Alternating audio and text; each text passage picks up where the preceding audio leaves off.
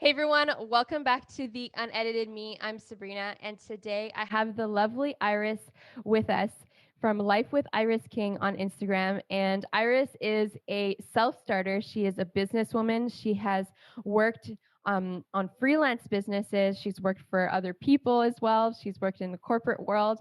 And Iris is on a new journey right now. She is taking full force on social media. She is going full force, and she is working on becoming a consultant for healthy living, for nutrition, and for just filling yourself with love and light, and to really bring wholeness to your spirit, soul, and body. And I love that about Iris. And so, if you want to go follow her, you can do so. It's at Life with Iris King. And so, Iris, thank you for being a guest here, and welcome. Thank you for having me. I'm really excited. I am super excited to just go into the questions that we have today. As we were speaking before, there is a lot to talk about, and you have definitely been on many different journeys in your life. And I am just super excited to chat with you about that. So, just to start off, I wanted to ask you, maybe you could explain a little bit more of what you're going into right now and the path you're taking on social media and how you're impacting people. Hmm. So the business that I'm trying to, but I'm not trying to, but I'm building right now is to really help solopreneurs learn how to eat healthier, foods that are healthy for them so that they can have the energy that they need to create the massive impact that they want. The solopreneurs that I talk about, they're so passionate in what they want to do. They're really grounded on the mission that they have been put on this earth to accomplish. However, they suffer from chronic fatigue, low energy. They feel sluggish, digestive issues, headaches. And for me, having gone through 20 years of chronic illness, I know what it's like. And also being an achiever and a self starter, like I said, I know what it's like to want to do like 10 million things and be sick on the bed and not being able to do it. It's the worst feeling. And so I'm really passionate about sharing my journey and what I've discovered to get my energy to how it is now, to help these entrepreneurs create that massive action and have that energy that they need to do that. That's amazing. I love that. And I think that, I myself am going through a journey of getting healthier in my mind, soul, and spirit. I guess mind is the same as soul. So mind, body, and spirit. And Mhm. and that's something that I think now I'm realizing even more how I was lacking in the area of eating, just morning routine, taking time for, myself, taking time, reading my Bible, taking time, just learning about how I can be healthier. And as an entrepreneur myself, I found myself even having these huge lows of just energy of wanting to do stuff, but just feeling exhausted and wanting to honestly curl up in a ball and just sleep. Especially in the winter seasons, I think that we know that in winter it gets a little bit worse. We kind of get a little bit more groggy, and I think that what you're doing is actually amazing, and I think it's going to impact people on levels is that they will be so, excited with the level of knowledge and understanding that you bring to them, and they'll be able to, get back into the rhythm that they hoped they would uh, relive at some point in their life, or actually live it for the first time. I think that's Mhm. amazing. I I'm wondering, when it comes to your journey and how you climbed out of that, maybe you could just explain a little bit of like what you went through and how you got out of that to be where you are to now helping people. I think that's beautiful. Mhm. So growing up, just a little bit of a backstory. Growing up, as young as I could remember, like even as a toddler till about my early 20s, my aunts, my grandma, my parents, they would all tell me like, "You're weak. Don't do that. You're like weak, as in like physically weak. Wow. Oh, here's some more herbal soup. You need to eat that. Oh my gosh, you coughed. You're gonna get like like and I don't think it was meant in a malicious way. I believe that they truly believed that I was made of a weaker stock. Okay. And so that laid the foundation in my head, like mindset Mm. of I'm a weak person, so I can't do what normal people do. Wow. Like it was just like really set in me. And so that was like, when I help people with healthy eating, it's not just about what to eat. I do tackle mindset because I've lived that. Like, what are the blocks? So I had to, about when I was 25, I'm 40 now. So that's like 15 years ago. I decided, okay, I'm going to take responsibility for my health, what I put in my mouth, and also what I think in my head. And, they can say I'm weak, but what can I do? So I just started researching. I have friends that are like super passionate about, eating well, eating clean, and seeing like their skin was like so radiant and like, you know, and so 15 years ago is when I started the journey. I also had like chronic sciatica pain, headaches, like five days a Wow. week at least, low energy. And so I'm like, what can I do? Because I literally the main thought that I've had for most of my life is that it's I won't be surprised in the senior home when I'm in a home of Whoa. how it feels to be 80, because I feel like that now. Wow. And it's like at one point I was like, I am sick and tired of literally being sick and tired. I have so Mm. much that God has put me on this earth to do, and there has to be a solution. And I have the most empathy for people going through what I went through, because it's hard when you have low energy to do anything. I also got Graves' disease, which is a hyperthyroid. I went down to 112 pounds. Like I was so thin. Wow. Hot flashes during the winter. Like I have spinal stenosis. A lot of things. So yeah, just going through that and taking personal responsibility for what I think, what I eat, and what I do has been quite the journey, and that's why like I want to help Yeah, people of do the same. course. Of course. I totally see that. And I think that, just with everything that you just said, the fact that you're able to be here today and be somebody who wants to be that person that you maybe didn't have growing up, that you had to be for yourself. And now you're willing to do that for others. And, that's just the amazing gift of just, being able to heal in a certain way inside of ourselves, whether even if it's not manifested physically as we would love. We desire to help others so that they can even, experience maybe even more of a healing than we've experienced. Aside from the physical aspects of how this disease was manifesting in my body, I did go through a lot of unfortunate things in my life, and I really do believe in the mind body connection. Like when we are holding on to unforgiveness, when we are holding on to unresolved emotional issues, things that we need to unpack, or we need to give to God, and just like, you handle it, Yeah. because it's not up to me to give judgment or whatever to whoever hurt me. I really feel like, yeah, working on my emotional healing has definitely had a good impact also on my energy and on my back. Wow. um, I I recently discovered about 3 years ago now. It goes so fast.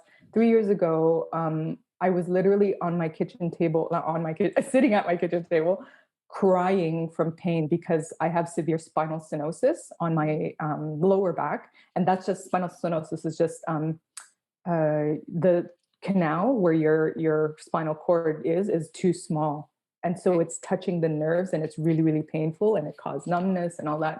Um, and I was in line for surgery, spinal surgery, which I did not want to do, but I'm like, what else am I going to do? Yeah.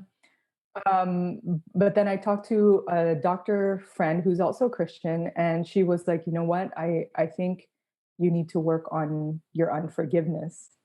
Oh, And I, shoot. yeah, How was that? I never yeah. heard that. It was like it felt like it was Okay, very wise advice.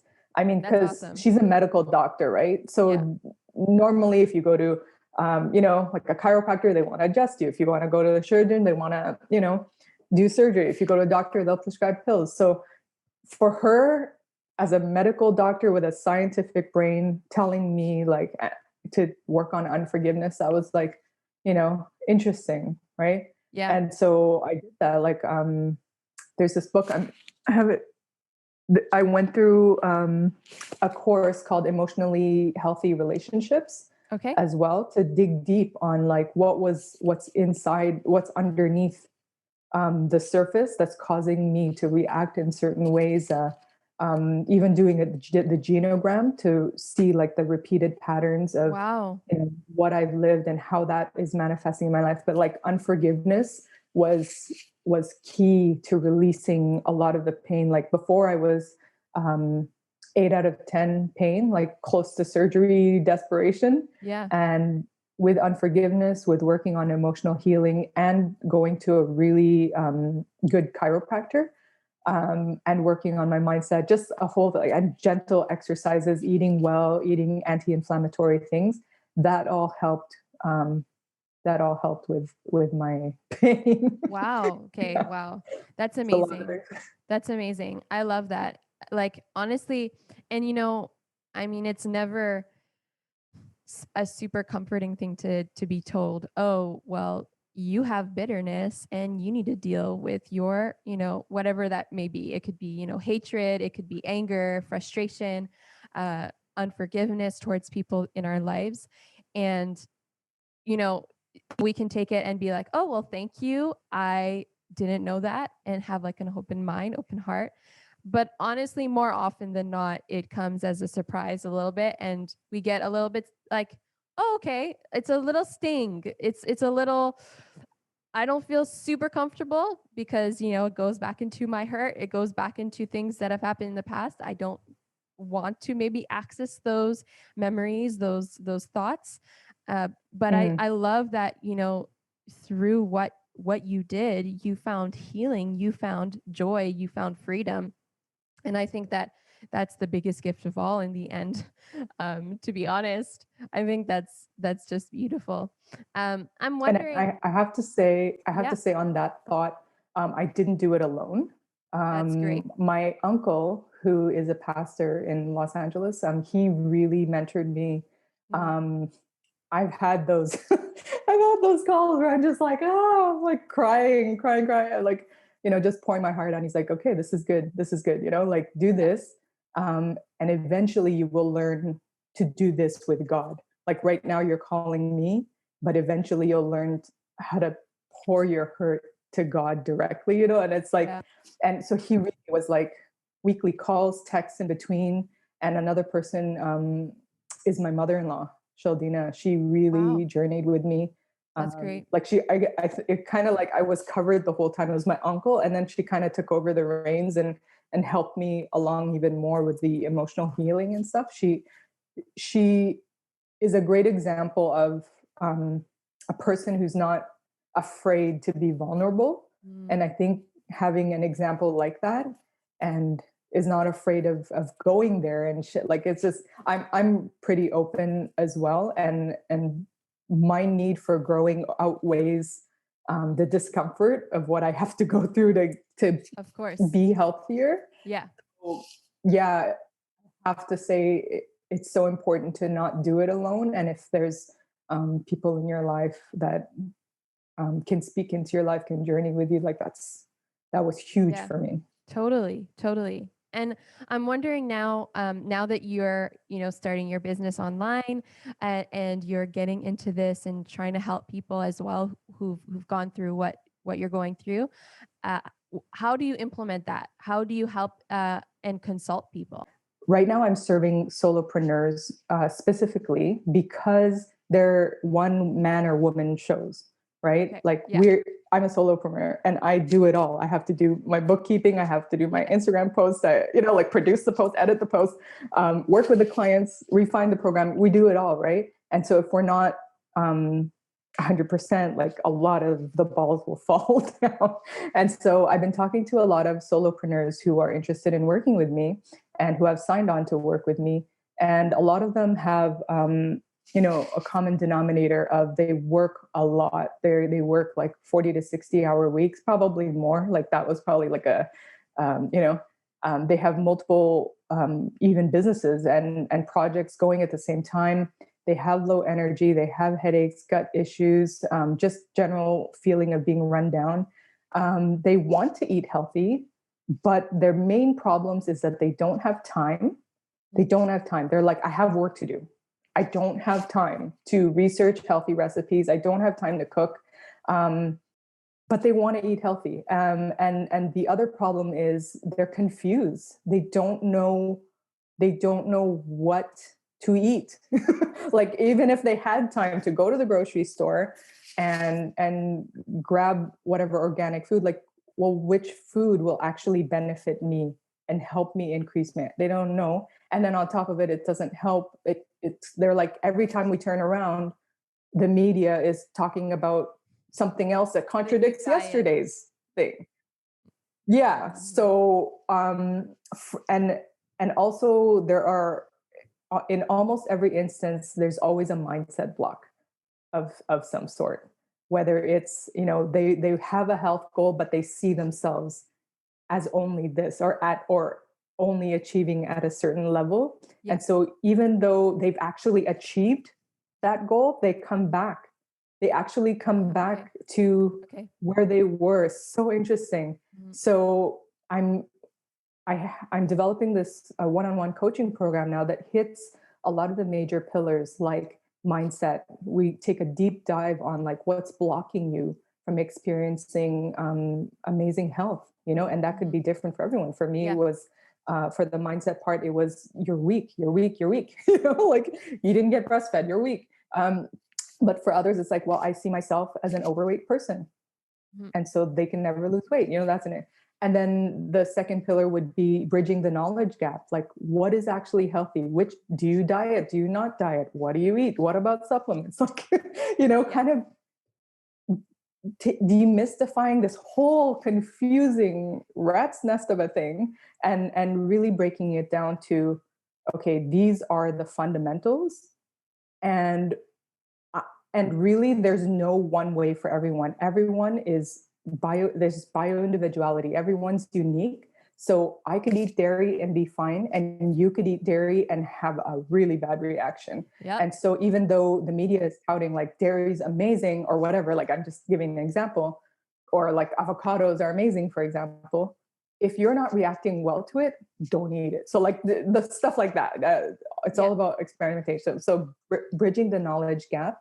And then because I'm attracting a lot of solopreneurs that have low energy, chronic fatigue, stuff like about the same symptoms, there are certain recipes and certain supplements and certain lifestyle recommendations that I have that they can start implementing that are easy.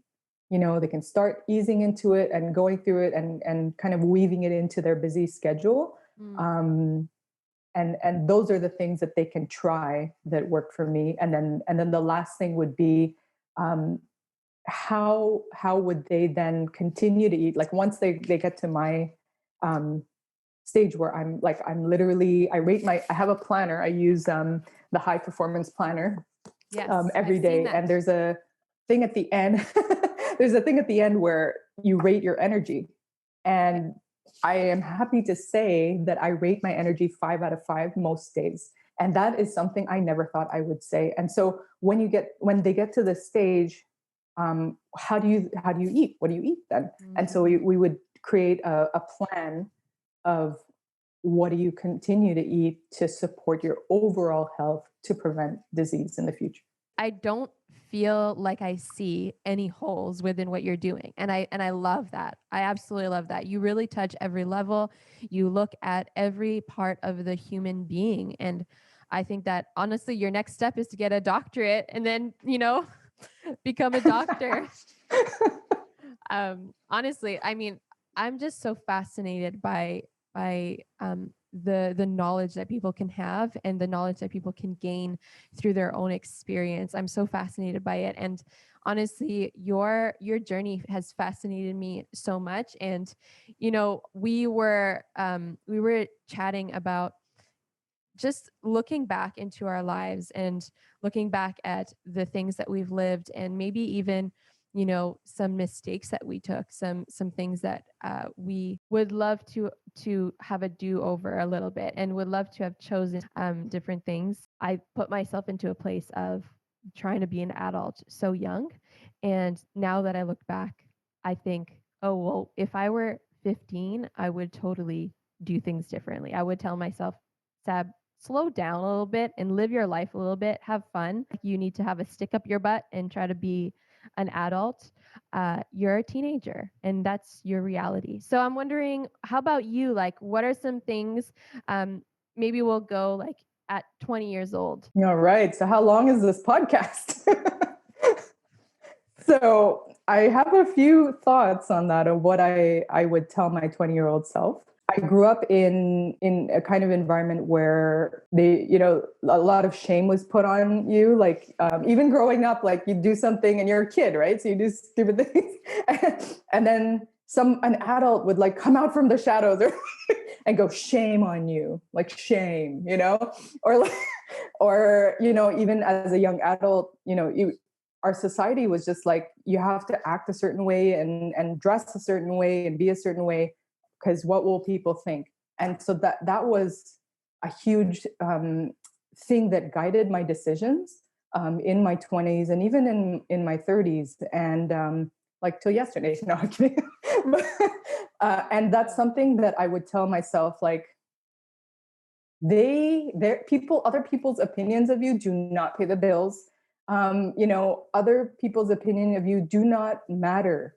Like, do not matter, because it just yeah. So I would just, and most of the time people aren't even thinking about you. That's the sad part. They're thinking about themselves and their own issues and their own goals, and right. So to spend so much time and energy doing things that I necessarily didn't want to do, but I thought people wanted me to do or expected me to do or would clap me up because I did them, it's such a waste of energy. Such a waste of energy. So it was like, get over it.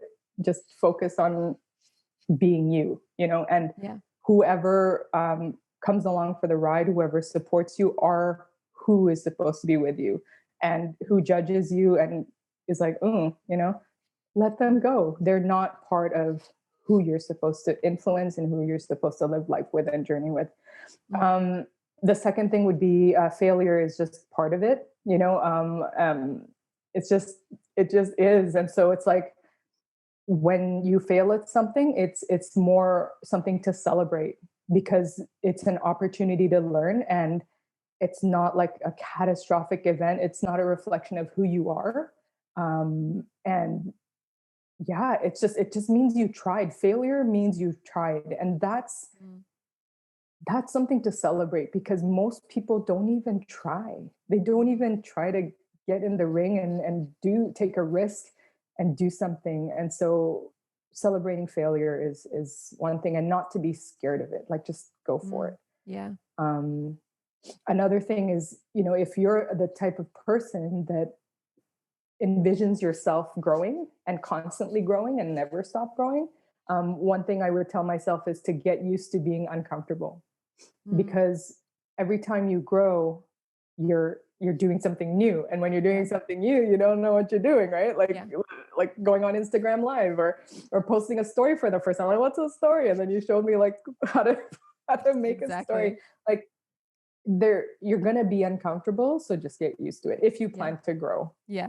Right. Totally. And I love observing highly impactful people. I don't want to say successful people, because success could mean a lot for different things, but people who have high impact, who influence people in a very meaningful way. I noticed that a lot of them say that consistency is key. Yeah. And so you've in your introduction to me, you said I've tried many different things, and I don't regret that, because I think that as I tried different things, I kind of like went, okay, well, I don't want to do this and I don't want to Yeah. do that, and that's great. Um, but I do feel like for some of the things that I tried, if I was consistent and just showed up, no matter what the outcome was at the time, Yeah. I think I would be at a very different place Yeah. if I continued to show up versus, oh, it's not working, give Yeah. up, pivot. And I'm not saying pivot's bad either, but I'm just like, Yeah. there's something with consistency that, you know, if you show up consistency, I really do feel like success is inevitable Yeah. because you're there. And so the odds are more in your favor because you're just putting in more. Exactly. Even if you hate what you're doing, if you're consistent at it, you'll see a result. It's the For reality. sure. I mean, I know people who work out and they hate working out, hate it with all their life, Yeah. but they see, they see results. I'm that person. um, let's be Like, honest. yeah. I just did just to talk about consistency. I just tried the Daniel plan, which is Okay. a 21-day plan, and it's no meat. It's fruits and vegetables, whole grains, salt and pepper, olive oil. Like water. Very basic plan. And I did that for 21 whole days, and I lost 5 pounds. And it's Wow. like and I'm not saying that's going to be the result for everybody, but like there's something about consistency, and Of that's course. just 21 days. Yeah. Imagine eating well for the rest of your life. I've been very consistent in the social media world. I have done a lot. A lot of people count on me for what I do. I've worked as a social media marketer, a social media consultant, social media, like just so many different things, brand development, all of that. And I've noticed that even through unhealthy behaviors and unhealthy mindsets, although I did that in an unhealthy way, I saw a result because I was consistent. Uh, do I recommend it? I don't recommend that. I don't recommend it. uh, I don't think that that's healthy. I don't think that that will get you anywhere. I actually believe now that if you do something, even though for a long time that you hate, there's bitterness that can come up, there's frustration that can come up, and those emotions are not something that we want to live in for a long time. So as we said, you can do it. It's plausible, it's possible, but if you can find a healthy motivation for what you're doing, then that's even better for your overall outcome. And I also noticed that you do share that as well on your social media. And that's what I love about, what you're doing. I've said that many times. I'm wondering, if there was somebody today who would come to you and say, listen, I don't know where to start. I don't know what to do. I have tried all these methods. I've tried all of these different things. Where would you consult them or help them or try to get them on the right path? So yeah, I would have a conversation with them just to see where they're at, what they're experiencing now, what they're doing, um, what has been working, so that we don't change that, and what hasn't been working. And then I would actually also ask them like how motivated they are to change, because if they don't feel the need to change, then it's kind of, there's a lot of less wiggle room. But really, I would really focus on the mindset first. I know it's all about healthy eating, but mindset is key. If they don't believe that they can experience health in the way that they want to experience, if they don't believe that it's possible, if they think that they're set and this is the body that they have and that's it, there's no hope, and there's nothing that I can recommend after that will work in a way that it will last. It may work for a while, but then they'll go back. So really, yeah, I would talk to them and focus on their mindset first, lay a good foundation, and then get into the mechanics of what to eat and setting good habits and stuff like that. Because everything else is really just mechanics after that. Yeah, for sure. I love it. Uh, Thank you so much, Iris. I honestly, everything that you've said has actually impacted me more than maybe you even know. But it does impact me on really great level, and I love it. And whoever's watching who may be going through a season of feeling just tired, feeling like they want to do stuff, but they can't, or they don't have enough energy, or you may be even going through a personal battle, whether that's a physical, a mental battle. Is COVID is still going around, life is still inside, and the reality is we don't know how long that's going to last for. And we may not be loving everything. At least if we could have somebody that we can talk to, somebody that can help us, choose to eat healthier, have better mindsets, and walk in a better path. I think that's something that can be very great for our journeys, especially through what we're going through right now. So if any of you guys are interested, go and find Iris at Life with Iris King on Instagram, and honestly, she can definitely help you through whatever you're going through. I'm sure. Tell her that you came directly from this podcast, and thank you, Iris, for being a part of this talk together. It was super fun. Thank you for having me. Great. Have a great day. Bye, everyone.